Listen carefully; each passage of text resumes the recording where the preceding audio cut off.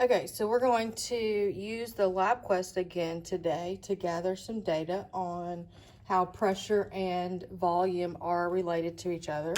So last time, if you remember, we used a temperature probe that looked like this. Okay, today we're going to use a gas pressure sensor. So it's a little box. And just like before, whenever I take this sensor and I plug it in, it automatically reads the type of sensor it is and it gives me a unit. Okay, now when we do pressure, kilopascals is not the typical unit that we want to use. We usually want to use ATMs. So we're just going to touch that box and see it gives me some things here. The one at the bottom, change the units. We're going to go ahead and go to ATMs. Okay, now we wanted to actually collect some data for us this time, and so we need to think about how we want that data to be collected. Okay, so as we do this, I'm going to change the volume. Okay, I'm going to have this syringe. I'm going to connect it to the box, and I'm going to physically change the volume and see what the pressure changes to. Okay, well, that's not something that I'm going to do on a, you can see this says time-based right now. That's not something that I can do consistently over a period of time. So I'm going to need to set the syringe, and then I'm going to need to be able to tell the LabQuest that take a measurement now, and it's going to say, well, what's the volume? And I'm going to have to tell it.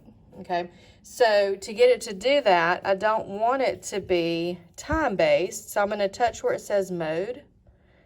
And another mode that's an option is called events with entry. Okay, and that's what I want to do. And so the name of that event is going to not be event, it's going to be volume.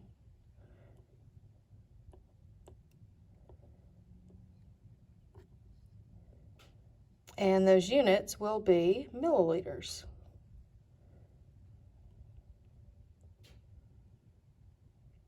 And then I'll say okay.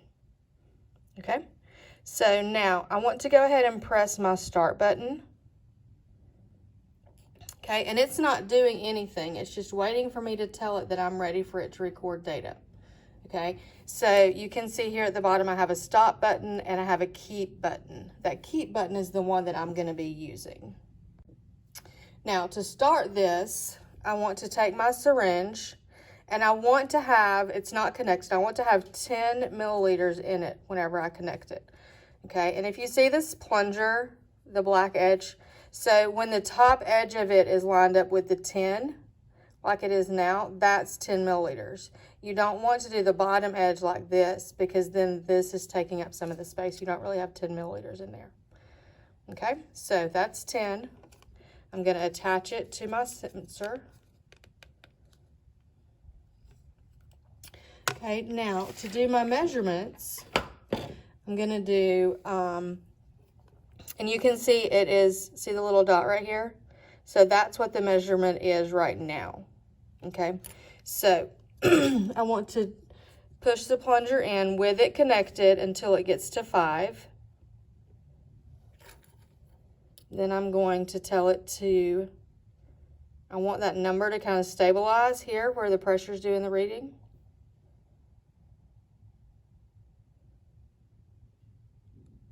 I'm going to tell it to keep. And it's going to say, what is the volume? So I'm going to tell it 5. So now, see, that is my measurement, the one that's moving.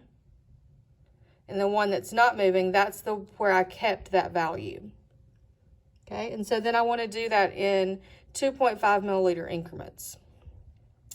So I want to go to 7.5. Keep. 7.5. Okay.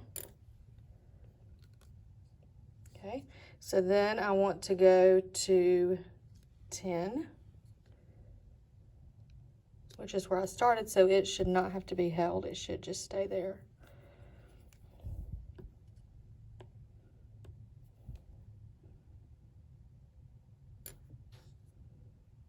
Okay.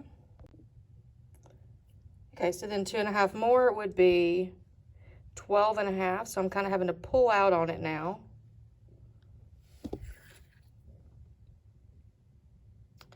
Keep. 12 point, that's a comma. Did I do that on the last one too? Oops, back up.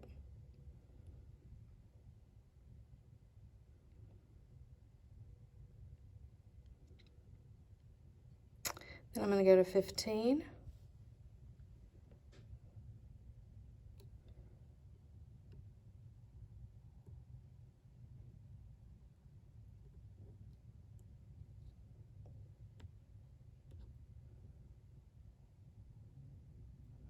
Then I'm going to go to 17.5.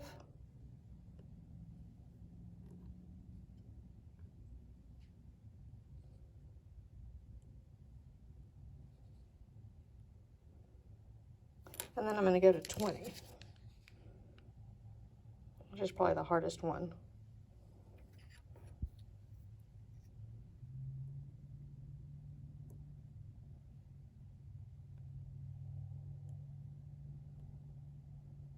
Okay, so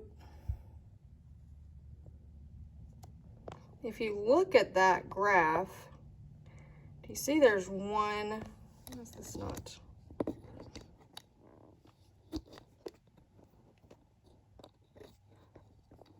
Okay, there's this one point up here that looks kind of suspect because it doesn't fall where the rest of them do.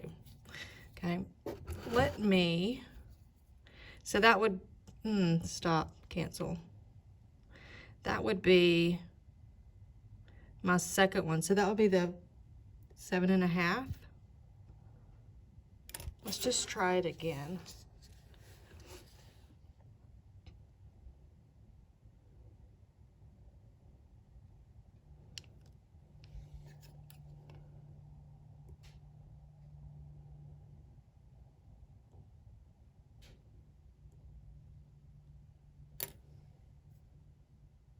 Oh, that's better.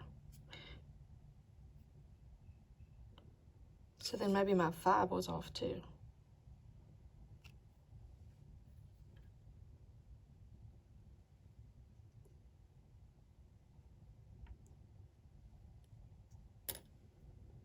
Okay. So then let me tell this to stop. Let me go to my data table.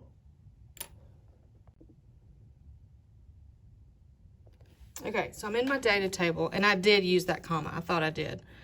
Okay, so this one right here, we want to actually go to File, Table, strike through that data. Okay, and then I have 2 5s, so let's get rid of one of those. Table, strike through data.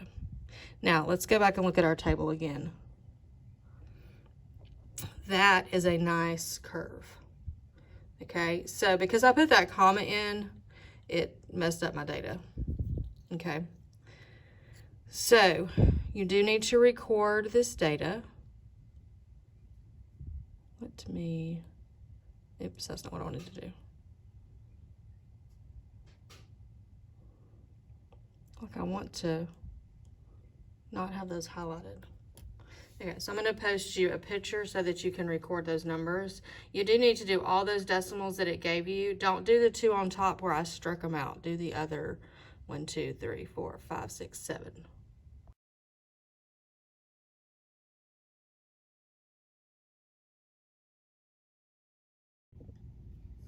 Okay, come on now, cancel. Okay, one of the really neat things that we can do in LabQuest is we actually can figure out what the equation of the line is. Okay, so there's our graph. So what we want to do is we want to go to the Analyze menu. We want to analyze the graph. Okay, and we want to do curve fit of the pressure. And so then we're going to choose what we want here. Now this is not a linear graph, that is a curve. Okay, it's not proportional. Okay, the directions suggest that we choose power. Okay, and so then it's going to throw a line on there for us. And you can see that line goes through each of those dots. So that is a good equation for the line. So then this is your y equals mx plus b, or y equals mx raised to the b. Okay, and so the LabQuest calls it A and B, and so here's your A. So your equation would be y equals 8.3638x, and then your exponent would be negative 0.94001. So you do need to record that in the proper place on your lab sheet. And then you've got some questions that you're going to answer.